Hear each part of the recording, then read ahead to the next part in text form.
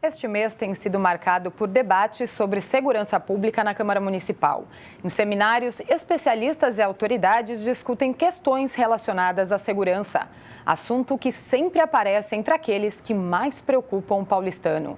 Com o aumento de crimes violentos cometidos por menores, a redução da maioridade penal ganhou espaço em todas as discussões pelo país. E este é o tema central que o Jornal da Câmara vai debater com o psiquiatra forense Guido Palomba. Guido, o senhor é considerado uma autoridade no assunto e o eixo da discussão muitas vezes é identificar se o menor tem ou não consciência do ato que ele pratica. Qual a opinião do senhor sobre a redução da maioridade penal e também da inimputabilidade? Boa tarde. Boa tarde, muito obrigado pelo convite. Para mim é uma honra muito grande estar aqui conversando com você e com seus espectadores. Bom, eu estou absolutamente convencido que é preciso a aplicação de alguma coisa que esqueceram, que é chamada semi-imputabilidade. Isto eu vou explicar melhor. Na natureza, nada dá saltos. Por exemplo, você tem à noite, você tem o dia, mas entre a noite e o dia você tem a aurora. Os frutos, eles sazonam-se aos poucos também. E da mesma forma, os neurônios cerebrais, eles também amadurecem aos poucos.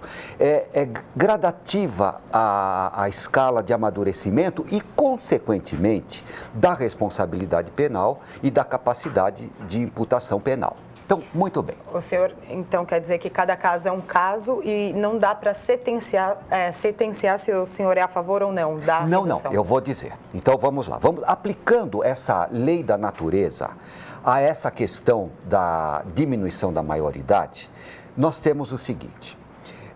Hoje, se você tiver um indivíduo que comete um crime com 17 anos, 364 dias, ele vai para a irresponsabilidade e para a inimputabilidade. Se esse mesmo indivíduo cometer esse crime no dia seguinte, é a imputabilidade e é, digamos, a responsabilidade penal plena.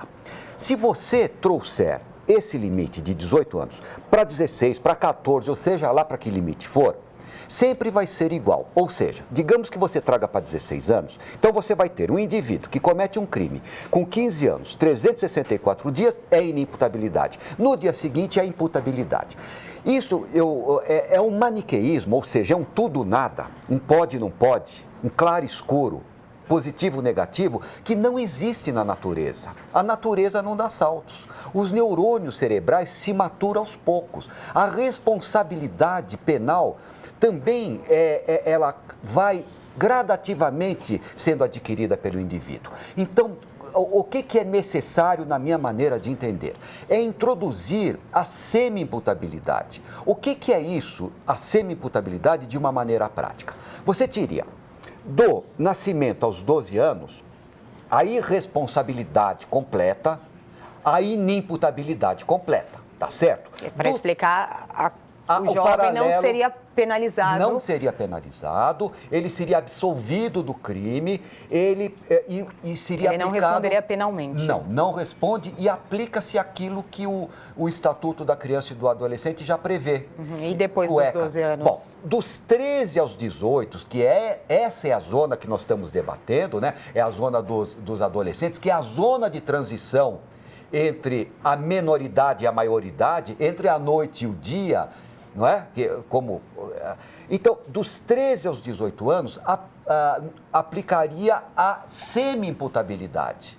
O que isso representa de uma forma prática, digamos, penalmente? O indivíduo que comete um delito dos 13 aos 18, ele é julgado como se fosse um criminoso comum. Por exemplo, homicídio, então é julgado como um homicida. Porém, como ele está nessa zona de transição entre a menoridade e a maioridade, ele tem uma redução da pena, uma redução de 1 a 2/3. Por quê? Porque ele tem o desenvolvimento mental ainda incompleto. Então, essa redução de pena, o que acontece? Digamos que ele cometa um homicídio e pegue 30 anos de pena. Ele é julgado como um criminoso comum. Mas ele tem a redução, dependendo dos antecedentes, se ele já teve reincidência, etc. Ele pode pegar uma redução de pena de 1 a 2/3. Digamos digamos que ele pegue 2/3 de redução, ou seja, 10 anos seria 10 anos de pena.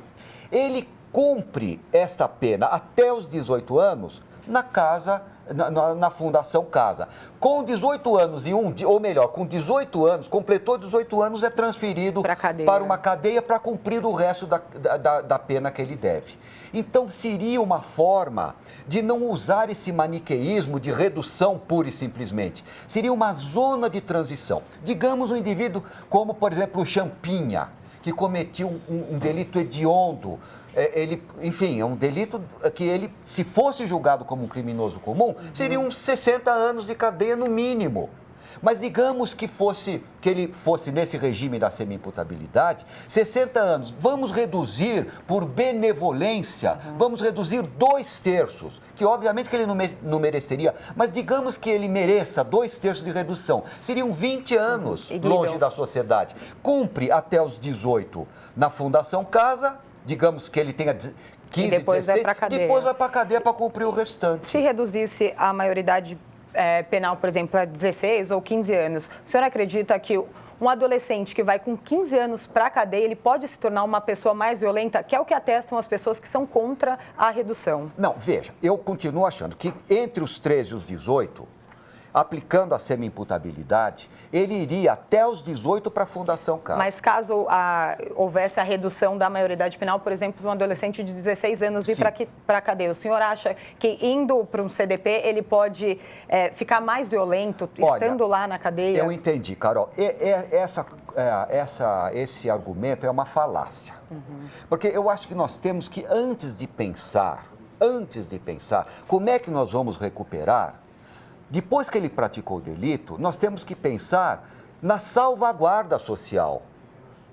Em primeiro lugar, a salvaguarda, tirá-lo da sociedade para a defesa da sociedade. Depois tentar recuperar, se possível. Porque eu posso garantir para você, hoje, com já muitos anos de exercício dioturno dentro desta área, que existem pessoas que são irrecuperáveis. Mas o senhor também não acredita que tem que ter uma contrapartida do sistema penitenciário que ele consiga reabilitar esse jovem? Claro que tem que haver. Claro que tem que haver. E hoje não acontece isso? Não, hoje não acontece isso e eles são colocados, eles voltam para a sociedade e apresentam periculosidade social. Então a sociedade fica exposta a esses indivíduos que muitas vezes são até irrecuperáveis. Vamos falar de a gente viu aí no VT o caso da Liana Friedenbach e do Felipe Café. O senhor falou bastante, existe um laudo falando que o Champinha, que foi um adolescente de 16 anos na época, em 2003, ele não oferecia perigo para a sociedade. O senhor questionou essa questão. O senhor acredita que o Champinha, ele sabia o que ele estava fazendo e que esse laudo ele não é adequado para a situação? Olha, o fato de saber o que está fazendo, ou não saber, ou saber parcialmente, isto é quanto à capacidade de imputação jurídica, ou seja, quanto à responsabilidade ou à irresponsabilidade no momento do ato. Mas isso já passou, porque ele praticou o delito, fez tudo aquilo que todos conhecemos e depois, o que eu acho que a discussão que é preciso ser incrementada, é quanto à periculosidade dele. Se ele tem condições de voltar ou não ao seio da coletividade sem colocar em risco os outros. O que eu soube deste caso, o que ficou fartamente explicado pela mídia, é que ele é um indivíduo portador de altíssima periculosidade.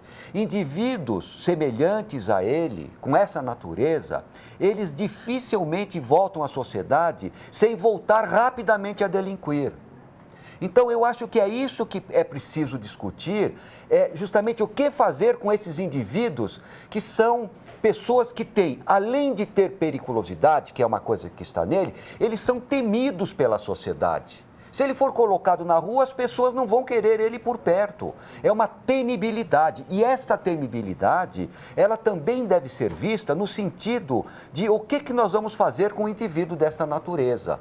Muitas vezes, isso tudo leva ele a delinquir mais rapidamente ainda. E o que devemos fazer com esses indivíduos dessa natureza à luz do direito penal e também da medicina? Olha, O direito penal e aí a medicina caminha a par e passo, tem a instituição da semi-imputabilidade. A semi-imputabilidade, ela pode prever um determinado acontecimento que se chama medida de segurança. A medida de segurança é diferente da pena corporal. A pena corporal, se o juiz, eu vou simplificar, na pena corporal, se o juiz decreta 5 anos, digamos, depois de 5 anos ele tem que estar na rua, tenha ou não tenha periculosidade. Na medida de segurança, não. Se o juiz decreta, por exemplo, 3 anos de medida de segurança, não é que terminado esse período ele vai para a rua. Ele é sujeito a uma verificação de cessação de periculosidade. Se ele ainda apresentar periculosidade, ele fica mais um período. E assim por diante, e pode se tornar, se ele apresentar periculosidade, até como uma prisão perpétua. Aí você diz, puxa, mas prisão perpétua não existe no Brasil. Não é prisão perpétua, é medida de segurança perpétua, que alguns indivíduos, infelizmente, precisam. Eu conversei aqui com o Dr. Guido Palomba, psiquiatra forense, ele que defende o conceito de semi-imputabilidade, que dos 13 aos 17 anos, o adolescente deve ir para a Fundação Casa, depois ele vai, quando fizer 18 anos, ele vai para a cadeia. Dr. Guido, foi um prazer receber o senhor aqui, já está convidado para discutir esse assunto com a gente. Muito obrigado, muito gentil, muito obrigado. Foi um prazer, o prazer foi todo meu, obrigado. Muito obrigada, Dr. Guido.